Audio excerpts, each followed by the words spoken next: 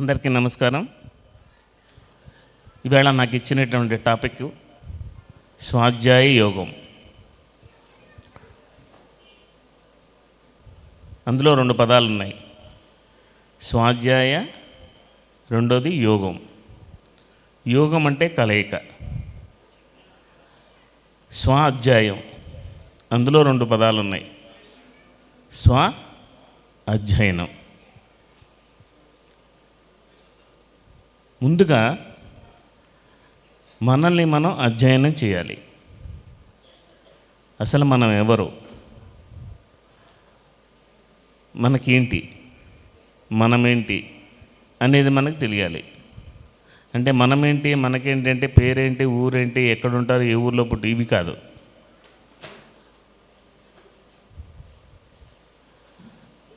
నా గురించి నాకు తెలుసుకోవాలి. నేనంటే ఏమిటో నాకు తెలియాలి, మీరంటే మీకేంటో తెలియాలి. తెలియాలి అంటే మీ ప్రస్తుత ప్రవర్తన, మీ యొక్క నడవడిక ఎలా ఉందో మీరు గమనించాలి.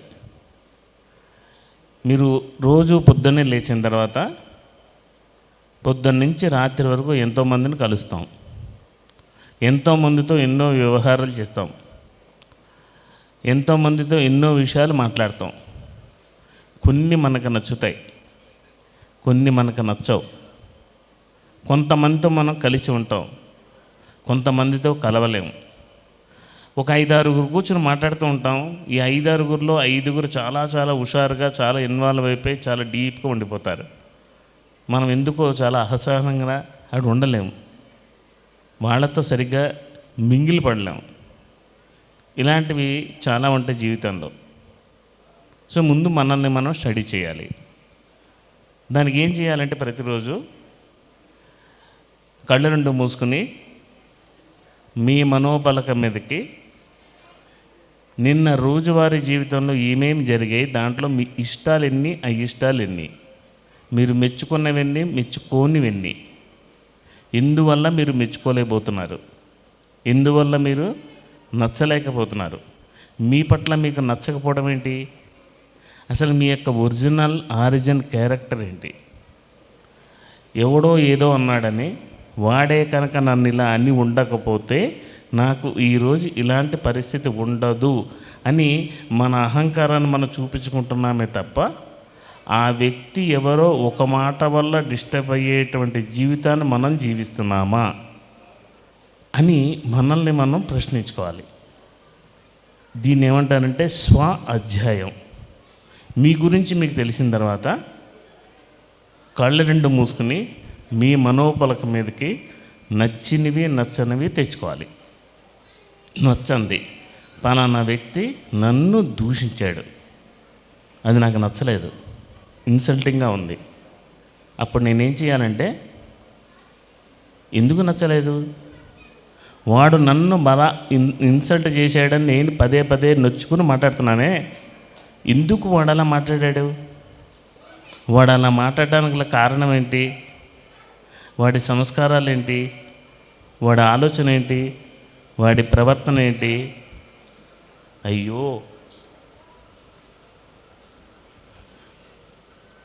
చాలా అనీజీగా మాట్లాడాడే,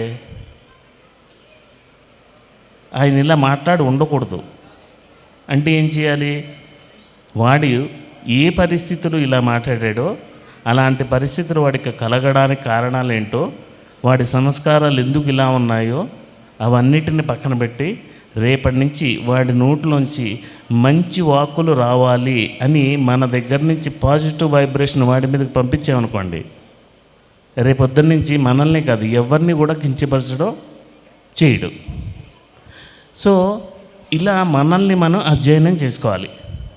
మన యొక్క స్వవిషయం ఏంటి, కళ్ళు రెండు మూసుకున్న తర్వాత నా యొక్క స్వ ఇచ్ఛ ఏంటి, నా ప్రవర్తన ఏంటి, నా ఆలోచన ఏంటి, నా చేత ఏంటి, నా ఇష్టం ఏంటి, అయిష్టం ఏంటి అని మీ గురించి మీరు అధ్యయనం చేసుకోవాలి. మీ గురించి మీరు అధ్యయనం చేసుకున్న తర్వాత మీ యొక్క సంస్కారాలు ఎక్కడి నుంచి వస్తాయి, అనేక జన్మల నుంచి మనం ప్రయాణం చేస్తూ ఉండడం వల్ల గత జన్మలో ఉండే సంస్కారాలు ఈ వర్తమాన జన్మలో మనల్ని ముందుంటాయి. ఈ సంస్కారాల నుంచే మన ఆలోచనలు ఉంటాయి. ఈ ఆలోచనల నుంచే మన యొక్క చేతలు ఉంటాయి. వీటి నుంచే మన మాటలు ఉంటాయి. ఇవన్నీ మారాలంటే ఎక్కడ మారాలి? అందుకే బుద్ధి కర్మానుసారిణి అన్నారు పెద్దలు. బుద్ధి కర్మానుసారిణి అంటే ఏమిటి? మన యొక్క బుద్ధి భూమికలలోకి మనం మన మాస్టర్ని ప్రవేశపెట్టుకోవాలి. అందుకోసం స్వాధ్యాయం అనేది వచ్చింది. మొట్టమొదటి చేయాల్సిందేంటి? మనల్ని మనం అధ్యయనం చేయాలి.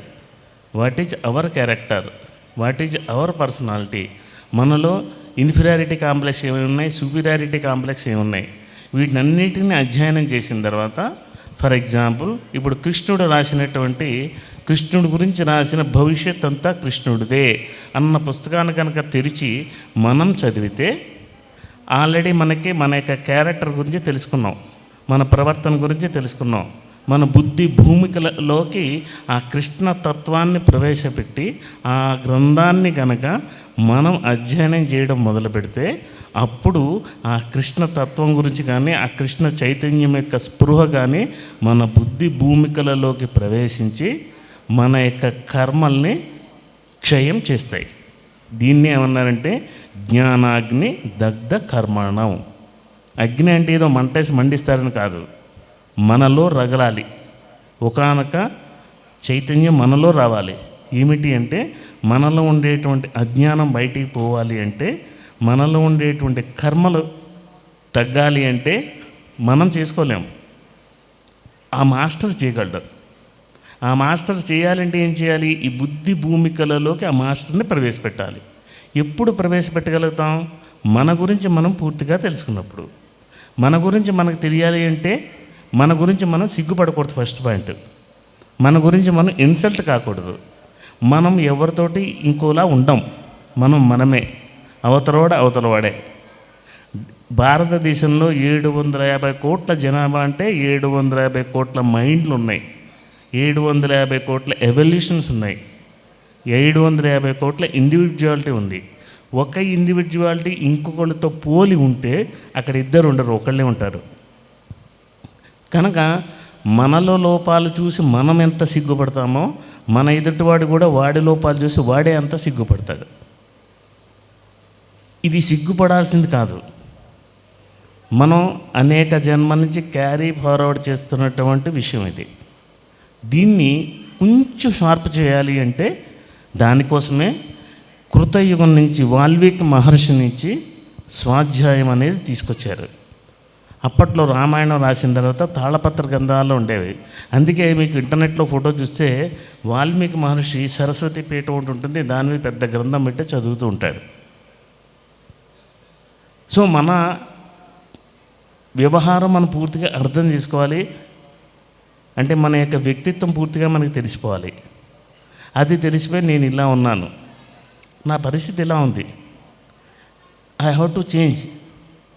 ఇగో నిన్ను గురించి అధ్యయనం చేస్తున్నాను, నీ జ్ఞానంతో నీ చైతన్యంతో నన్ను నువ్వు మార్చాల్సిందే, అలా మారుతుంది అని ఒక్కొక్క గ్రంథాన్ని మన చేతుల్లో తీసుకుని ఆ ఇంటెంట్తో కనుక మన అధ్యయనం చేస్తే ఏమవుతుందంటే ఆ మాస్టర్తో మనకి కనెక్షన్ ఏర్పడుతుంది.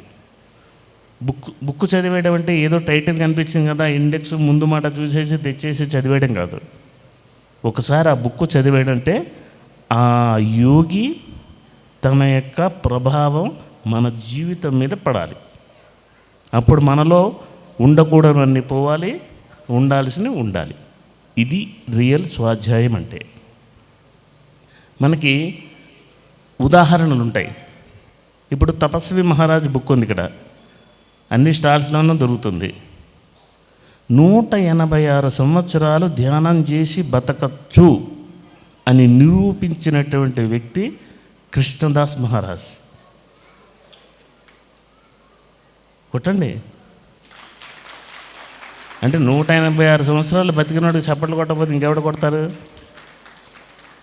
అది ధ్యానం చేసి. అది ఇప్పుడు మన కళ్ళ ముందు ఉండేటువంటి ఎవిడెన్స్.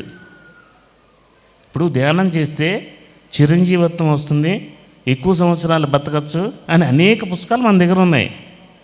బట్ దానికి ఎవిడెన్స్ ముముక్షుత్వం ముళ్ళ కిరీటం అనే పుస్తకం 90 సంవత్సరాల వయసులో తిరిగి మళ్ళీ రీజనరేట్ చేయించుకొని ఆయన 1 సంవత్సర కాలం పాటు కాయకల్ప చికిత్స చేసుకుని అనేక సాధనలు తన ఇంటెన్షన్ ఆ కృష్ణుణ్ణి చతుర్భుజాలతో శంకు చక్రాలతో చూడాలి. అయ్యా ఇది కలియుగం కుదరదు, కానే కాదు నేను చూడాలి అని ఆ వ్యక్తి సాధించాడా లేదా? అంటే ధ్యానం ద్వారా మనం ఏమైనా సాధించవచ్చు అనేటువంటి డాక్యుమెంట్ మన దగ్గర ఉంది. నిజంగా మీలో ఉండేటువంటి స్పెషల్ క్వాలిటీస్ని నేను ఇది నేను అది అనేటువంటి భ్రమలన్నీ తీసేసి ఒక విద్యార్థిలాగా ఆ పుస్తకాన్ని చదివితే ధ్యానం గురించి, యోగుల యొక్క సంగమం గురించి ఎంత ఇన్స్పిరేషన్ అవుతుంది. అప్పుడు తెలుస్తుంది మనం చేసే సాధన ఎలా ఉంది, మనం ఇంకా చేయవలసిన సాధన ఎంత, అప్పుడు తెలుస్తుంది. ఆయన దాదాపు నెలకి 26-27 రోజులు నడుచుకుంటూ వెళ్ళిపోయేవాడు. ఎవరైనా ఆశ్రమంలో కనబడితే ఫుడ్ పెట్టేవారు, అక్కడ 1 రోజు 2 రోజులు ఉండేవాడు, మిగతా అంతా నడుచుకుంటూనే ఉన్నాడు. పోనీ డబ్బు లేనివాడా, పేదవాడా, రోగిష్ట కాదే, పాటియాల యువరాజు. ఇప్పుడు మనం చెప్పుకున్న పాట్నా ఒకప్పుడు పాటియాల రాజ్యం, దానికి యువరాజు. చిన్న ఇన్స్పిరేషన్తో మారిపోయాడు. ఇప్పుడు ఆ పుస్తకం చదవడంలో చాలా రకాలు ఉన్నాయి. కాలక్షేపం కోసం చదువుతుంటారు, కొంతమంది అన్నం తింటూ చదువుతుంటారు, కొంతమంది రకరకాల భంగిమలో చదువుతుంటారు. ఆ గ్రంథాన్ని అధ్యయనం చేయడం అన్న విషయం గురించి మనం మాట్లాడుతున్నాం. ఇప్పుడు మీరు ధ్యానం చేశారు, అనేక పుస్తకాలు సత్సంగాలు అయిపోయినాయి, ఎప్పుడో ఉపయోగాత్మక చదివారా అని అడిగారు కాబట్టి ఇప్పుడు అదే పుస్తకాన్ని తీసి అధ్యయనం చేయండి. యోగానంద పరమహంస గారికి ఆ లాహిరి మహాశైల కాంతి శరీరంతో కనబడడం కాదు, మనకు కూడా రారా, మనకేం తక్కువ, ఆయనకేమన్నా 2 కొమ్ములు ఉన్నాయా? మనకు కూడా అవే ఉన్నాయి, మనం కూడా అవే పొందుతున్నాం. సో అధ్యయనం చేయడం అంటే దానిలో లయమైపోవాలి. ఆ మాస్టర్తో ఏదైనా చెప్తున్నాడంటే ఆయన చెప్తున్నట్టు మనం వింటున్నట్టే ఉండాలి. అంతేని కానీ 2 పేజీలు చదివానండి, వెనకాల ఏముందో నాకు గుర్తుండట్లేదండి అంటే ఇది పుస్తక పఠనం కాదు. పుస్తకాల గురించి అందులోకి స్పిరిచువల్ బుక్స్ అనేటువంటిది ఇట్ ఈస్ ఎనర్జీ. వాళ్ళ జీవితంలో వాళ్ళు సాధించిన విజడం అంతా రంగరించి ఆ గ్రంథంలో తయారు చేసి పెట్టారు. ఎవరైనా రాస్తూ ఉంటే ఎక్కడ మిస్ అయిపోతారో అని వాళ్ళే వీళ్ళలో ప్రవేశించి ఇక్కడికి ఎలాంటి ఇన్ఫర్మేషన్ జారిపోకుండా చేస్తూ ఉంటారు. కనుక మనకు ఉండేటువంటి పుస్తక సంపద మామూలు సంపద కాదు. ఇందాక దీప్తి అంది తెలుగు వాళ్ళు అదృష్టవంతులని. 100% ఖచ్చితంగా అదృష్టవంతులే. మరి అంత సూక్ష్మ శరీరయానం అంటే ఏమిటో తెలియదు. ఏదో రంపా గారు 2 ఎక్సర్సైజ్లు చెప్పి 3 చాప్టర్లో చెప్పారు. ఒక లేడీ ఎంత బాగా చేసింది, వెరాస్ట్ and order from the moon to ఈ పుస్తకాన్ని తెలుగులో అందివ్వడం ద్వారా ప్రతి స్త్రీకి సూక్ష్మ శరీరయానం అంటే అలా వెళ్ళి టీ తాగొచ్చినట్టు అయిపోయింది ఇప్పుడు, ఇంతకుముందు. సో మనల్ని మనం అధ్యయనం చేసిన తర్వాత మన గురువుల జోలికి వెళ్ళాలి. మనకి అనేక రకాలైన గురువులు ఉంటాయి. అందరూ భాగవతం చదవమని చెప్తారు. భాగవతం చదివితే పీస్ ఆఫ్ మైండ్ వస్తుంది, నీకున్న కష్టాలన్నీ తీరిపోతాయి. ఎందుకు భాగవతం జరిగితే ఇవన్నీ జరుగుతాయి? నారద మహర్షి వచ్చి వేదవ్యాసుడు కూడా చెప్తాడు, నాకు మనశ్శాంతి లేదంటే భాగవతం చదవను, భాగవతం విను, సుఖమహర్షి దగ్గరికి వెళ్ళు అని. ఆయన 7 రోజులు చెప్పాడు కాబట్టి 7 వారాలు వచ్చాయి. ఎందుకు భాగవతానికి ఉండేటువంటి ప్రత్యేకత? అందులో ఏముంది? What is the secret? ఎప్పుడైనా స్టడీ చేశారు దాన్ని? భగవద్గీత ఏముంది అందులో? కృష్ణుడు 1 నుంచి 9 అధ్యాయాల వరకు ఒక స్థాయి ఉంటుంది, 3 అధ్యాయాలు ఇంకో స్థాయి ఉంటుంది, మిగతా అధ్యాయాలు ఇంకో స్థాయి ఉంటుంది. ఆ కృష్ణుడు చెప్పినటువంటి మర్మాన్ని, అందులో ఉండేటువంటి అంతరార్థాన్ని తెలుసుకునే విధంగా మనం అధ్యయనం చేయాలి. 3 రోజుల ముందు క్లాసులో ఉన్నప్పుడు స్టేజ్ మీద ఎవరో చెప్పారు, ఈ ఆత్మ, ఎవరో ఒక ఆయన అడిగారు ఆత్మ అంటే ఏమిటని. మెటాఫిజిక్స్, ఇటుపక్క సైంటిస్టులు అందరూ పరిశోధన చేశారు, అన్నీ తెలుసుకున్నారు. ప్లాస్మా తెలుసుకున్నారు, జీన్స్ తెలుసుకున్నారు, సెల్ తెలుసుకున్నారు. ఇప్పుడు కాస్త ముందడిగేసి డిఎన్ఏ తెలుసుకున్నారు. ఇంకా దాని తర్వాత నెక్స్ట్ ఈ సోల్ అంటే ఏమిటి, ప్రతి ఒక్కడికి ఒక క్వశ్చన్ మార్కే. భగవద్గీతలో చూడండి, కృష్ణుడే చెప్పాడు, ఇది అగ్ని, గాలి, నీరు ఏమీ చేయలేదు. భూమితో అనుబంధం ఉంది కాబట్టి భూతత్వంతో, కనుక భూమితో చెప్పలేదు. ఆకాశం అంతా వ్యాపిస్తుంది అన్నాడే కానీ ఆకాశం ఏమీ చేయలేదని చెప్పలే. అలాగే ఇప్పుడు ఆత్మ గురించి ఏం చెప్పాడు భగవద్గీతలో? అత్యద్భుతమైన క్లూ మనకి ఇచ్చేశారు. ఉద్ధరేదాత్మనాత్మానం ఆత్మానం అవసాదయేత్ అంటే ఎవరి ఆత్మను వాళ్ళే సొంతంగా పరిశోధించి, శోధించి, తెలుసుకుని, అనుభవించి, ఓహో ఇది ఆత్మ అని ఎవరికి వాళ్ళు సొంతంగా గ్రహించేదే కానీ ఇంకొకటి చెప్పేది కాదు అని ఆ శ్లోకానికి ఉన్న అర్థం. ఆయన టూల్ మన చేతికి ఇచ్చాడు. ఆయన ఎవరినైనా అడగండి, బుద్ధుడిని అడిగారు, అయ్యా బాబు ఆత్మ అంటే ఏంటని. అదిగో చెట్టు ఉంది, ఆ చెట్టు కింద కూర్చో, ఏం మాట్లాడుకో, 10 years డూ మెడిటేషన్, నీకు అర్థం కాకపోతే నేను చెప్తా తర్వాత. కొన్ని ఎవరికి వాళ్ళు స్వానుభవంతో అర్థం చేసుకునే ఉంటాయి, కొన్ని చెప్పేవి ఉంటాయి. ఇవి చెప్పవు, దీని గురించి తెలియదు, ఎవరు చెప్పేది కాదు, ఎవరికి వాళ్ళు ఓహో ఇదే అని గ్రహించేది. ఆ గ్రహించే శక్తి రావాలంటే మనకేం కావాలి? మనకు ఉండేటువంటి గత జన్మలో మనం చేసినటువంటి కర్మలన్నీ పోవాలి, ఇప్పుడు చేసిన కర్మలన్నీ పోవాలి, అక్కడ బ్యాలెన్స్ ఉన్న కర్మలన్నీ పోవాలి. అంటే ఏం చేయాలి? మనం ఎంత చేసినా అవి తగ్గేదే, కొంచెమే. వాటి పూర్తి ప్రభావం తగ్గాలి అంటే మన గురువుల్లో, మన మాస్టర్లో, మన ఇష్టదైవాల్లో మనలో ప్రవేశపెట్టుకోవాలి. అందుకే గురువుగారు మీ ఇంటికి వచ్చి పిరమిడ్ కట్టారనుకోండి, పిరమిడ్ పేరేంటంటే మీ ఇష్టదైవం ఎవరు అని అడుగుతారు. ఎందుకు? మీరే అన్నారనుకో, అప్పుడు ఆత్మో, పరమాత్మో, పత్రిజనో ఏదో ఒక పేరు పెడతారు. అంటే మనకిష్టమైన దైవాన్ని ఆ బుద్ధి భూమికలలోకి మనం ప్రవేశపెట్టుకోవాలి. ఎప్పుడైతే లోపల ప్రవేశపెడతామో ఆయన ఏం చేస్తాడు? మన దగ్గర ఉండేటువంటి ఆ కర్మల్ని, ఆ కర్మల వల్లే మన బుద్ధి వికసించదు. మెచ్యూరిటీ రావాలంటే ఎక్కడి నుంచి వస్తుంది? ద ఇన్నర్ క్వాలిటీస్ నుంచి రావాలి. ఆ ఇన్నర్ క్వాలిటీస్ ఎప్పుడు డెవలప్ అవుతాయి? మనల్ని మనం అధ్యయనం చేసినప్పుడు, మనల్ని మనం స్టడీ చేసినప్పుడు, వాట్ అర్థమైన తర్వాత దీన్ని ఎలా అభివృద్ధి చేసుకోవాలి అనేటువంటి ప్రణాళిక మన చేతికి వస్తుంది. అందుకే ముందు ఏమన్నారంటే స్వ అధ్యాయం, యోగం. స్వాధ్యాయం అయిపోయిన తర్వాత దేంతో? ఏ గ్రంథాన్ని అయితే తీసుకున్నామో దానితో కలయిక. You have to merge into that knowledge and that wisdom. That is called స్వాధ్యాయం.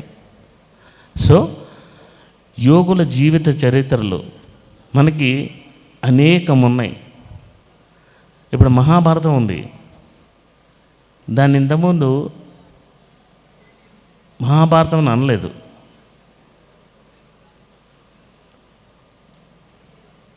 ఆయన రాసింది తెలుగులోకి అనువాదం చేసింది 3 నుంచి వచ్చిన.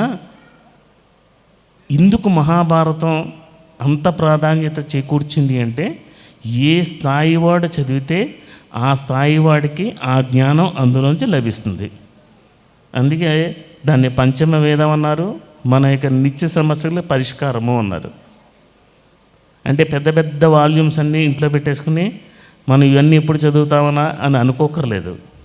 మీకు నచ్చిన తెలిసిన విధానంగా ఆ గ్రంథాన్ని తెచ్చుకుని దాన్ని స్టడీ చేయాలి. అంటే ఆ క్యారెక్టర్స్ని ఎలా వచ్చాయి, ఎందుకు ఆ క్యారెక్టర్స్ వచ్చాయి, దాంట్లో ఉండేటువంటి ముందు వెనక ఉండేటువంటి పూర్వాపరాలు, ఒక వ్యక్తి యొక్క మహాభారతంలో ఉండేటువంటి సంఘటనలు, ప్రతి దాన్ని అధ్యయనం చేయడంలో సూక్ష్మాతి సూక్ష్మంగా అందరూ దాగి ఉంటాయి.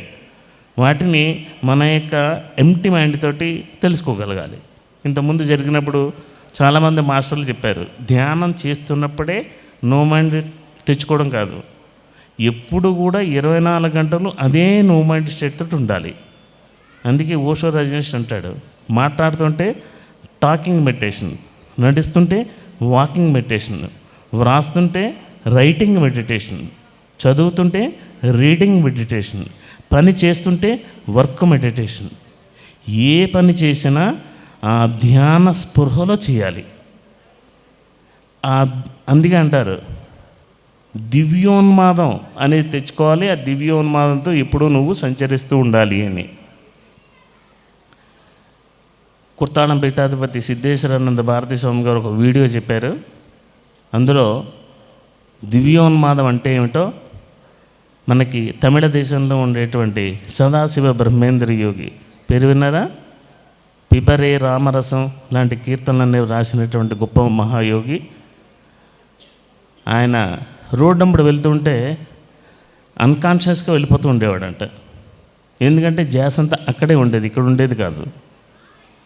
మీ వాడేదో పిచ్చి పిచ్చిగా తిరుగుతున్నాడు అని గురువుగారి దగ్గరికి వెళ్ళి చెప్తే, అవునా ఆ పిచ్చి ఇంకా నాకు రాలేదే అనుకునేవాడంట గురువుగారు. ఆయన అలా కావేరీ నదీ తీరంలో వెళ్తుంటే నవాబు గారు తన భార్యలతో స్నానం చేస్తున్నట్ట. భార్యలు చూసి పురుషుడు అన్నాడట. ఎవడరా వీడు అని చూసి తన ఊరలో ఉన్న కత్తి చూసి విసిసాడు. అంతే, ఈ కుడిచే కట్ అయిపోయింది. కొంచెం మాంసం ఉంది, రక్తం గారిపోతుంది, కావేరీ తీరం అంతా రక్తమయం అయిపోయింది. అయినా ఆయన అలాగ నడుచుకుంటూనే వెళ్ళిపోతున్నాడు. అయ్యో ఈయన ఎవడో గొప్పవాళ్ళలో ఉన్నాడే అని నవాబు పరిగెట్టుకుంటూ వెళ్ళి కాళ్ళ దగ్గరికి వెళ్ళి, అయ్యా అపచారం చేశాను, మీ మీద కత్తి విసిరారు, మీ చేయి తెగింది అన్నాడట. అవునా నా చేయి తెగింది, ఇది ఎక్కడా అని చూసేసరికి గాయం లేదు, ఏమీ లేదు. ఆ దివ్యోన్మాదం అనేది తెచ్చుకోవాలి. తెచ్చుకుంటే ఏ పని చేసినా ధ్యాసతో ధ్యాన స్థితిలో మనం చేస్తాం. అది ఈ జన్మలోనే కాదు, ఎన్ని జన్మలైనా ఈ మస్తిష్కం నుంచి బయటికి పోదు, అది అలా శాశ్వతంగా ఉండిపోతుంది. కనుక స్వాధ్యాయం అంటే అది ఒక అతి పవిత్రమైనటువంటి చాలా గొప్ప సాధన. దానితో మనం ఎంత ఎత్తుగానే ఎదగచ్చు. మహర్షులందరూ చెప్పినట్టు కేవలం ధ్యానం చేసి ఆ తపస్సు చేసి ఆ శక్తి ఆ జ్ఞానంతో ముక్తి పొందడం కాదు. ఎవరైతే ఆ తపశక్తిని పొంది, ఎవరైతే ఆ జ్ఞానశక్తిని పొంది వాడు చెప్పేటువంటి దాన్ని వినడం ద్వారా కూడా ముక్తిని పొందుతారట. మనమే చేయక్కర్లేదు. కనుక బాగా గుర్తుపెట్టుకోవాల్సిన విషయం ఏంటంటే, ప్రతిరోజు ఏదో ఒక అంశాన్ని అధ్యయనం చేయండి. బుక్ అంతా ఎప్పటికైపోతుందా అనేటువంటి ఆవేశం వద్దు, తొందర వద్దు. ఒక చాప్టర్ తీసుకున్నామంటే అది నరాల్లో జీర్ణించుకోవాలి. మళ్ళీ దాని గురించి మనం ఎప్పుడూ ఎవరిని అడగకూడదు. ఎవరు ఏ టైంలో అడిగినా చెప్పే విధంగా ఉండాలి. దట్ ఈస్ కాల్డ్ రియల్ స్వాధ్యాయం. కనుక మీకు మనందరికీ ఈ స్వాధ్యాయ యోగ దీక్ష అలవడాలి అంటే మొట్టమొదట మనం చేయాల్సింది మన గురువు గారు రాసిన పుస్తకాలు చదవాలి. మన గురువు గారు రాసిన పుస్తకాలు ఎలా ఉంటాయి తెలుసా? అవి పుస్తకాల్లో ఉండవు. ఆయన ఆనాపానసతి బుక్ ఉంది ఫర్ ఎగ్జాంపుల్. అక్కడ బుక్ తీసుకుని ఎవరితో మాట్లాడకుండా బుక్ తీసి చదువుతూ ఉండండి. మీరు చదువుతున్నట్టు ఉండదు, ఆయన వచ్చి చెప్తున్నట్టు మీకు ఉంటుంది. అది ఆయన పుస్తకాల్లో ఉండేటువంటి స్పెషాలిటీ. ఎందుకంటే వివాదాస్పదమైన పదాలు ఉండవు, అర్థం కాని పదజాలం ఉండదు. మనం నేర్చుకొని లాంగ్వేజ్ ఉండదు అందులో.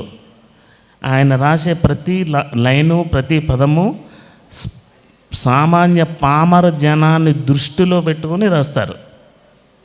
ఆయన చదవడం కాదు, సాధారణ పామర జనం చదవడానికి వీలుగా విసులుబాటుగా ఎలా వ్రాస్తే వాళ్ళు బాగా అర్థం చేసుకుంటారో అలాంటి లాంగ్వేజ్ సరళి శైలి మన గురువు గారిది. వేదాల్లో ఉండేటువంటి సాంస్క్రిట్ పదాలు కానీ తులసీదళం బుక్లో చూడండి, ఆయన ఇచ్చినటువంటి 1.5 లైనే ఎంత ఎసెన్స్ తెచ్చిపెడుతుందంటే అంత ఎసెన్స్ తెచ్చిపెడుతుంది. మనకి ఏ పుస్తకమైనా తీసుకుని చదవండి, పైనుంచి కింద వరకు చదివేసిన తర్వాత ఈ పదానికి నాకు అర్థం తెలియదు అని ఎవరైనా వస్తారేమో చూస్తే ఎప్పుడు రారు. ఒక సంస్థ ఈ పిఎస్ఎస్ఎం అనేది ఉంది, అది మన నెత్తి మీద గొడుగు. ఆ గొడుగు మీద ఎన్ని ఊసలు ఉన్నాయి, ఎలాంటి క్లాత్ ఉంది, ఇవన్నీ మనకు అర్థం కావాలి అంటే గురువుగారు ఫ్రమ్ ద బిగినింగ్ నుంచి రీసెర్చ్ చేసి వారు ఏమేమి రాసి పుస్తకాలు అక్కడ పెట్టారో ఆ డాక్యుమెంట్స్ ప్రతి ఒక్కళ్ళు చదవాలి. ఆ గురువుగారు బుక్కులు చదివిన తర్వాతనే మిగతా బుక్కుల్లోకి వెళ్ళాలి. మిగతా బుక్కుల్లోకి వెళ్ళేటప్పుడు అత్యంత సుందరంగా మనకు అర్థమయ్యే బుక్కులు ఓషో రజనీష్ బుక్కులు. ఇప్పటికి దాదాపు 40 పుస్తకాలు ఉన్నాయి తెలుగులో. ఆయన ఎంత వివరంగా చెప్తారంటే 2వ పత్రికనే. ఓషో పుస్తకాలు తెలుగులో దొరకడం అంటే చాలా గొప్ప అదృష్టం.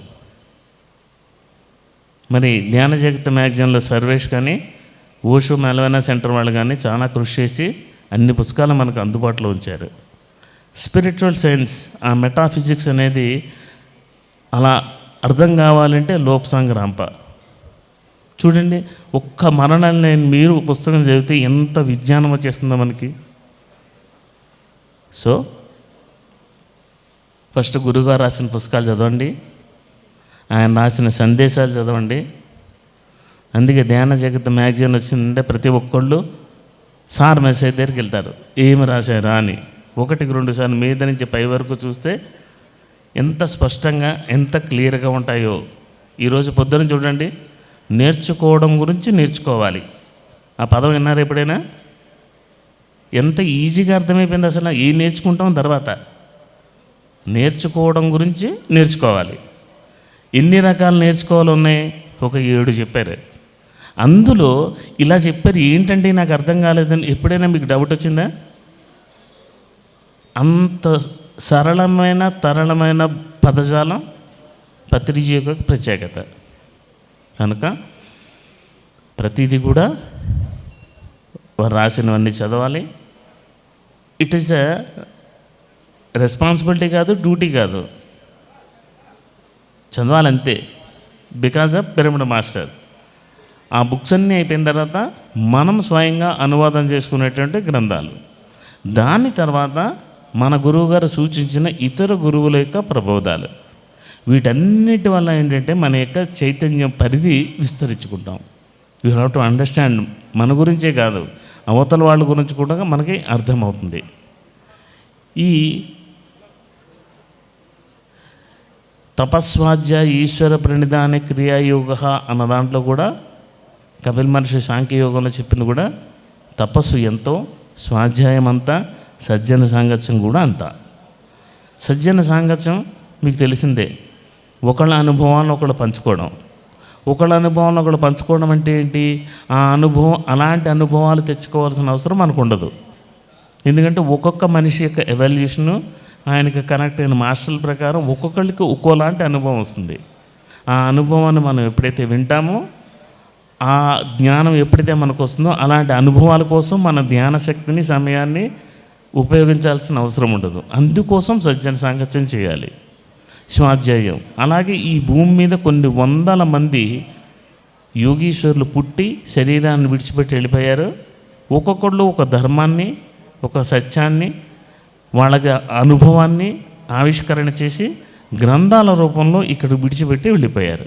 ఇప్పుడు అవన్నీ చదివామనుకోండి, వాళ్ళ జీవితంలో ఏం చేశారో ఇవన్నీ సాధించగలుగుతాం.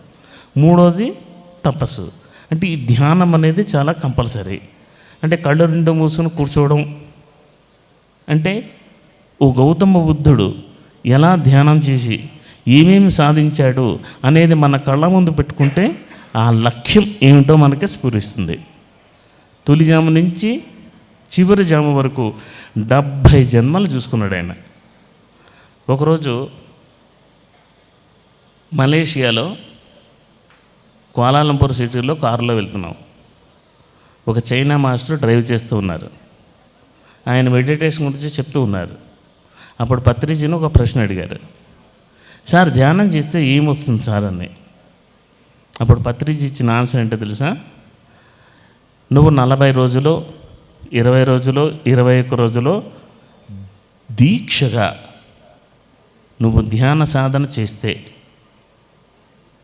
నీకు వచ్చే మొట్టమొదటి లాభం, గత జన్మలో నువ్వు ఏమి సాధించావో అది ఈ జన్మలోకి ట్రాన్స్ఫర్ అయిపోతుంది. ఆ గత జన్మ తెలియక్కర్లేదు. ఆ గత జన్మలో నువ్వు సాధించినటువంటి విజ్డమ్, నీ ధ్యాన శక్తి, ఈ జ్ఞాన శక్తి, నీ యొక్క క్రియాశక్తి ఏమైతే ఉన్నాయి 3 ఈ జన్మలోకి మారిపోతాయి. అలా మనం అనేక గంటలు ధ్యానం చేసి చేసి చేసి అనేక జన్మల్లో సాధించినటువంటి ఆ విజ్డమ్ ఈ జన్మలోకి వచ్చింది. కాబట్టి ఎవరో విజయవాడలో పిలిచి క్లాస్ చెప్పమని మైక్ ఇస్తే మనకి తెలియనివి, మనం విననివి, మనం చదవనివి మన నోట్లో ఎన్ని మాటలు బయటకు వచ్చాయి. ఇవి ఎక్కడి నుంచి వచ్చాయి? మీకు గత జన్మలో మీ సాధించిన విజ్డమ్ మీకు వచ్చింది. కాబట్టి గౌతమ బుద్ధుడు ఎవడో మనకు తెలియదు, ఎలా ఉంటాడో తెలియదు, ఎప్పుడు పుట్టాడో తెలియదు, చరిత్రలో చూసాం. ఇప్పటికీ ఆ ఫోటో చూస్తే అలాగే చూస్తూ ఉంటాం. ఎందుకని? ఆయన 70 జన్మలు చూసుకున్నాడు.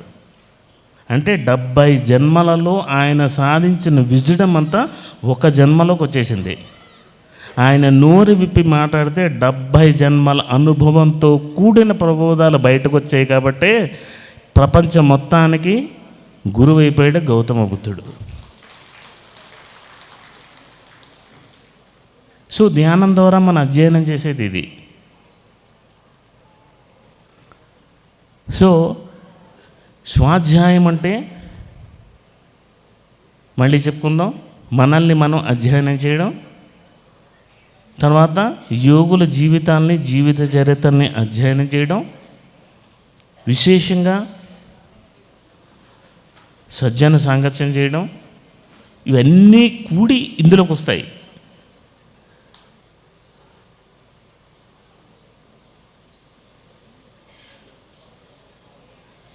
సో ఇప్పుడు ఉండేటువంటి పుస్తకాలు అన్నింటిలోకెల్లా ఇప్పుడు కొత్త ట్రెండ్ ఏమొచ్చిందంటే, మనకి యోగులు వాళ్ళ జీవితాల్లో వాళ్ళు ఇవ్వనటువంటి సందేశాలన్నీ కూడా ఇప్పుడు ఛానళ్ళ మెసేజ్లు అనేవి వస్తున్నాయి. ఛానల్ మెసేజ్లు అంటే ఏంటి? ఇదిగో ఇప్పుడు అందరికీ చేతుల్లోనూ ఎప్పుడు సారిస్తారా అని స్టేజ్ చుట్టూరా పరిగెడుతున్నారు. సీతాయనం ఆవిడ రాసింది కాదు, it is a channel material. ఆవిడ సీతాదేవితో కనెక్ట్ అయింది, ఆనాటి కాలమాన పరిస్థితులను తెలుసుకుని ఏమిటో మొత్తం అంతా ఛానల్కి రాసింది. పోయిన సంవత్సరం ఈ స్టేజ్ మీద ఒక డెకరేషన్ ఉంది. ఒక గొప్ప యోగేశ్వరుడు వచ్చాడు, ఆనంద కరుణేష్, 1000 Seeds of Joy. ఆయన దగ్గర ఉండే బుక్ ఏంటి? లక్ష్మీ, పార్వతి, సరస్వతీదేవి ఇలాంటి వాళ్ళందరి దగ్గర కనెక్ట్ అయ్యి తీసుకునేటువంటి సందేశాలు. ఇప్పుడు ప్రస్తుతం ఈ ప్లానెట్లో జరుగుతున్నటువంటి న్యూ డెవలప్మెంట్, న్యూ టెక్నాలజీ ఏంటంటే, యోగుల యొక్క జీవిత చరిత్రలో పార్ట్ అయిపోయింది. ఇప్పుడు ఆ యోగీశ్వరులందరూ కూడా ఛానల్స్, మాధ్యమాల్ని, మీడియాల్ని ఎంచుకొని వాళ్ళ ద్వారా జ్ఞానాన్ని మనకు అందిస్తున్నారు. యశోధర, అసలు యశోధర జీవితంలో ఏం జరిగిందో చరిత్ర లేదు. ఇప్పుడు ఆవిడ మెటీరియల్ కూడా ఛానల్ మెటీరియల్గా వచ్చింది. వీలుంటే బుద్ధ భవనంకి ఇక్కడే ఆ యశోధర గ్రంథం రావచ్చు. ఇప్పుడు మొత్తం స్పిరిచువాలిటీ అంతా వరల్డ్ వైడ్గా ఏం జరుగుతుందంటే ఛానల్ మెటీరియల్ ఎక్కువ జరుగుతుంది. వాళ్ళెవరికో ఛానల్ రావడం కాదు, మనకు కూడా వస్తారు. మనకు కూడా రావాలంటే ఏం చేయాలి? ఇందాక అనుకున్నామే, ఆ దివ్యోన్మాదంతో ఎప్పుడు 24 hours ఆ ధ్యాన స్థితిలో ఆ యోగంతో లయమై కలయకుంటే ఆ మాస్టర్స్ అనేవాళ్ళు వస్తారు.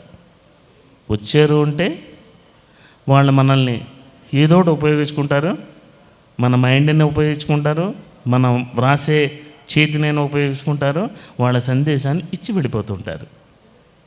సో అన్నీ వెరసి పిఎస్ఎస్ఎం 30 years ఏమి సాధించింది అంటే, ప్రపంచవ్యాప్తంగా ఉండేటువంటి ఇప్పటి వరకు గత 100 సంవత్సరాల నుంచి జరిగినటువంటి ఆధ్యాత్మిక విజ్ఞానం ఏదైతే ఉందో అది ప్రతి వాడి ముంగిట ఒడ్డిచింది. అది 30 years PSS సాధించిన ఘనత. ఎక్కడికో వెళ్ళిపోకలేదు, దేన్నో పట్టుకోకలేదు.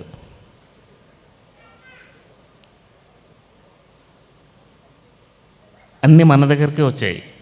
అంత సంపద మన దగ్గర ఉంది. పూర్వకాలం ఏమనేవారంటే నా కొడుకు ఎంత సంపాదిస్తాడని కాదు, వీడేం చదువుతాడు అంటే చదువు మీదే ధ్యాస ఉండేది, సంపాదన మీద ఉండేది కాదు. అంటే అందరు తల్లులు కోరుకునేది ఏంటంటే విద్యాబుద్ధులు, నాలెడ్జ్. అంటే ఆ నాలెడ్జ్ ఉంటే ప్రపంచంలో ఈ మూడుకి వెళ్ళినా బతికేస్తాడు అని. కనుక మనకు కావాల్సింది కూడా ఏంటంటే ఆ నాలెడ్జ్ని మనం సంపాదించాలి. మనం తెలుసుకోవాలంటే మన దగ్గర ఉండేటువంటి అన్ని మాధ్యమాలు ఉన్నాయి. నేను చదవలేనండి, నాకు చదువు రాదు అనేటువంటి వాళ్ళు చాలామంది ఎక్కువ ఉన్నారు. వీళ్ళందరి యొక్క నిరీక్షణ కోసమే PMC వచ్చింది. వాళ్ళు చదవాల్సిన పని లేదు. ఏ యోగం గురించి ఏం చెప్పాలో అనేకమైన మాధ్యమ విషయాలన్నీ కూడా PMC ద్వారా వస్తున్నాయి. అవి యూట్యూబ్లో ఉన్నాయి. జూమ్ సందర్భంగా కరోనా ఏమిచ్చింది అంటే ప్రతి ఒక్కళ్ళు అల్లాడిపోతూ ఉన్నారు.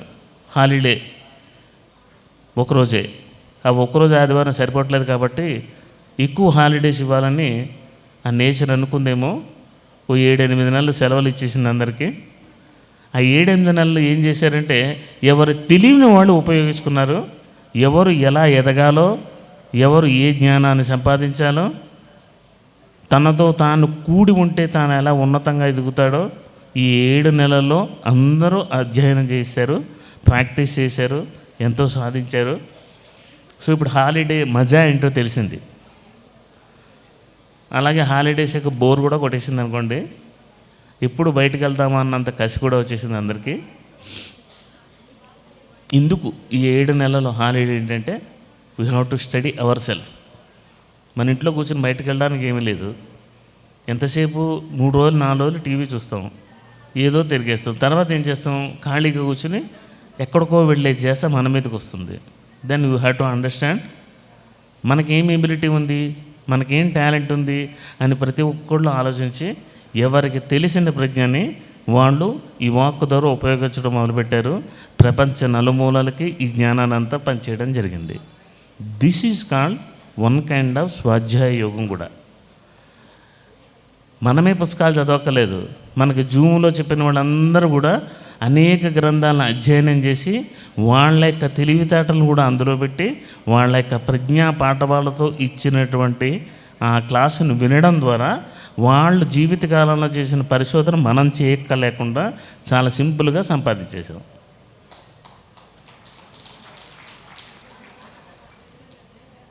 సో ఇప్పుడు మర్చిపోద్దు, మనల్ని మనం అధ్యయనం చేసుకుంటూ ఉండాలి రోజు. అందుకే గురువులు చెప్పేది ఒకటే, రాత్రి పడుకునేటప్పుడు గుండెల మీద చేసి ఇవాళ ఏమేమి జరిగాయి, నాకేమేమి నచ్చాయి, నాకేమేమి నచ్చలేదు, ఆ నచ్చని విషయాలేంటో చూసి రేపటి రోజున ఆ నచ్చలేదు అన్నటువంటి పదం రాకుండా నచ్చే విధంగా మనం ఏం చేయాలో మనల్ని మనం మౌలు చేసుకుంటూ ఉండాలి. నచ్చడం నచ్చకపోవడం ఎదుటి వాడిలో లేదు, మనలో ఉంది. మనల్ని మనం ఎంత బాగా అర్థం చేసుకుని అధ్యయనం చేసుకుంటామో అవతల వాళ్ళు అంత ఈజీగా మనకి అర్థమైపోతారు. సో అవతల వాళ్ళు అర్థం కావాలంటే ముందు మనకి మనం అర్థం కావాలి. మనకి మనం అర్థమైన మరుక్షణం ఈ ప్రపంచం గురించి మనకి చింతొద్దు, దిగులు వద్దు. సో మనల్ని మనం ఎంత ప్రేమించుకుంటామో, మనల్ని మనం ఎంత గౌరవించుకుంటామో ప్రపంచం కూడా మనల్ని అంతే గౌరవిస్తుంది, అంతే ఇష్టపడుతుంది. చాలామంది వాళ్ళ యొక్క క్వాలిటీస్ని తక్కువ చేసి మాట్లాడుతూ ఉంటారు. ఎలా ఉన్నావయ్యా అని అడిగారు అనుకోండి, పర్లేదండి కులాసాగా ఉన్నాను. ఎలా ఉన్నామని అడిగితే నెంబర్ 1 ఇన్ ద వరల్డ్ అనండి. ఈ నోట్లోంచి ఆ మాట వస్తే ఏదో ఒక రోజు అవుతాం. ఇప్పుడు అవ్వకపోవచ్చు, రేపు అవ్వకపోవచ్చు, ఎల్లుండేనే అవుతాం కదా. ఇక్కడేమి తలరాతలు లేవు. మన నోట్లోంచి ఏదొస్తే అదే మన భవిష్యత్తు అవుతుంది. కనుక ఎవరు అడిగినా ఏం జరిగినా, రోగంగా ఉన్నా, బాధలతో ఉన్నా, నాకు బాధలు ఉన్నాయి, రోగాలు ఉన్నాయని ఎవరి దగ్గర మాట్లాడద్దు. గురువులు ఉన్నారు, గురువులకి బ్రహ్మాండంగా ఉంటారు, వాళ్ళకి ఏం రోగాలు ఉండవు, చాలా హాయిగా ఉండరు అని అందరూ అనుకుంటూ ఉంటారు. మనకు కూడా ఎలా రోగాలు ఉన్నాయో, మనకు కూడా ఈతి బాధలు ఉన్నాయో, మనకు కూడా కష్టాలు ఎలాగున్నాయో, మన శరీరంలో కూడా ఎలాగైతే రుగ్మతలు ఉన్నాయో గురువులకు కూడా ఉంటాయి. అయితే అక్కడ చిన్న తేడా ఉంది. వాళ్ళకి ఏదొచ్చినా ఏ క్షణాన్ని విడిచి వెళ్ళిపోయేది కాబట్టి దీంతో నాకు పని ఏంటని పట్టించుకోరు, మనం పట్టించుకుంటాం. కనుక ఆ రోగాలు మనల్ని బాధిస్తూ కష్టాలు తెస్తూ రుగ్మతలు క్రియేట్ చేస్తే వాళ్ళని ఏం చెయ్యవు. వాళ్ళు ఈ క్షణం అంటే రెడీ అని ఆ భౌతిక శరీరాన్ని అలా చూస్తారు. కాబట్టి వీళ్ళు ఈ క్షణాలు వదిలేస్తానంటున్నాడేంటి, అప్పుడే పోతే ఎలాగా అని ఆ శరీరం తనకు తాను మాడిఫై చేసుకుని ఉన్న రోగాలు తగ్గించేసుకుని హాయిగా ఇచ్చేస్తుంటుంది వాళ్ళకి. ఇక్కడే తేడా, అంతే. సో ఆ గురువుని చూసి మనం నేర్చుకోవాలి. ఆ గురువుతో కలిసి ఉన్నప్పుడు, ఆ గురువు దగ్గర మనం ఉన్నప్పుడు ఆయన చూసి నేర్చుకోవాలంతే. ఎవరిని ద్వేషించడం అనేది గురువులో ఉండదు.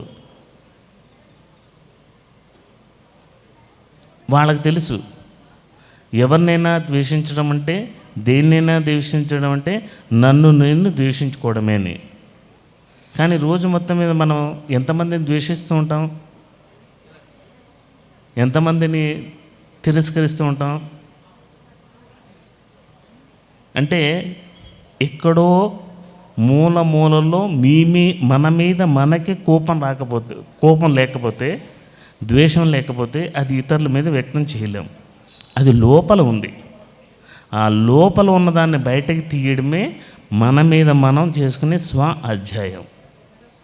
ఇక్కడ అన్నీ క్లియర్ అయిపోవాలి. అంతేనే కానీ మన లోపల అన్నీ ఉంచేసుకుని మనలో ఉన్నవే అవతల వాళ్ళకి కనిపించాయి అనుకోండి, మనలో ఉన్నవే కనబడతాయి. అవన్నీ వాళ్ళు ఉన్నాయనుకుంటేలాగా ఆ కనిపించేవన్నీ మనవేవి. సో కనుక మనల్ని మనం క్లియర్ చేసుకోవాలి, మనల్ని మనం శుద్ధి చేసుకోవాలి.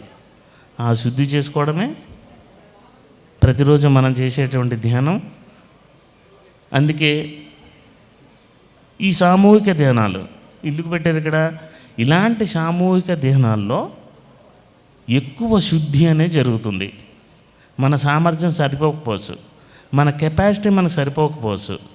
ఇక్కడ ఇంతమంది కూర్చున్నారు, ఈ ఇంతమందిలో ఏ ఒక్కళ్ళిద్దరిలో మోనార్కు లేకుండా పోతారా? అంటే మనం కాదు కాబట్టి మనకి ఎవడో కనపడ్డా అనుకోండి, ఖచ్చితంగా ఎవడో ఒకడో మోనార్కు ఉంటాడు. వాడు ధ్యానంలో కూర్చున్నప్పుడు వాడి పక్కన మనమంతా కూర్చుని చేసామనుకోండి, వాడికి ఉండే ప్రజ్ఞ వల్ల పైనుండే మాస్టర్తో ఒక కనెక్షన్ పెట్టుకుని వచ్చింది అనుకోండి, వాడి ఆరాలో ప్రవేశించింది పక్కన కూర్చుంటే మనకెందుకు రాదు? మన పక్క వచ్చింది మన పక్క వాడికి ఎందుకు రాదు? కనుక గ్రూపులో కూర్చుని మెడిటేషన్ చేయడం వలన ఈ శుద్ధి కార్యక్రమం అనేది, మనల్ని మనం ప్రక్షాళన చేసుకోవడం అనేది సామూహిక ధ్యానాల్లో ఎక్కువ జరుగుతుంది. రుగ్మతలు, బ్లాక్స్, రోగాలు, ఒక రోగిష్టివాడిని తీసుకొచ్చి ఈ 1000 మంది గ్రూపులో కూర్చోబెట్టి 3 గంటల మెడిటేషన్ చేయించండి. పొద్దున్న చేస్తాం కదా, వాడు లేచిన తర్వాత చూడండి వాడి యొక్క ఆరా ఎలా ఉంటుందో, వాడి ఎనర్జీ ఎలా ఉంటుందో. అంత తపస్సు వాడు చేయలేడు. కనుక గ్రూప్ మెడిటేషన్.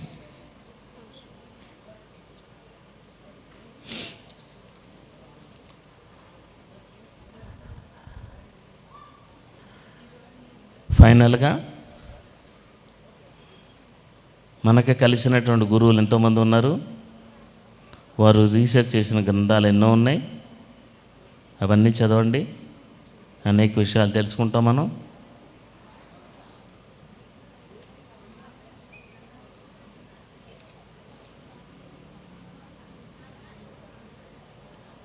ఒకటే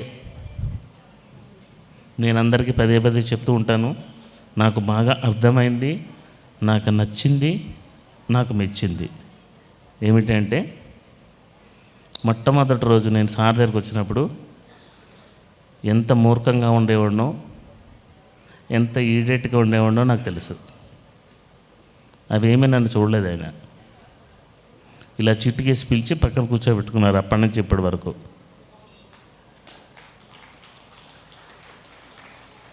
మనం కూడా ఏం చేయాలి అంటే, ఎవరైనా కొత్త వ్యక్తి వస్తే అతనిలో చూడాల్సింది క్వాలిటీస్, క్యారెక్టర్స్ కాదు, వాడిలో ఉండేటువంటి ధ్యాన జ్ఞాన పిపాసను ఒక్కటే చూసి మనల్ని మొట్టమొదటిసారి గురువుగారి దగ్గరికి వెళ్ళినప్పుడు ఎలా హక్కును చేర్చుకున్నారో మనం కూడా అందరినీ అలాగే హక్కును చేర్చుకుంటే అతి తొందరలో ఈ భూమండలం అంతా కూడా స్వర్ణయుగం వచ్చేస్తుంది.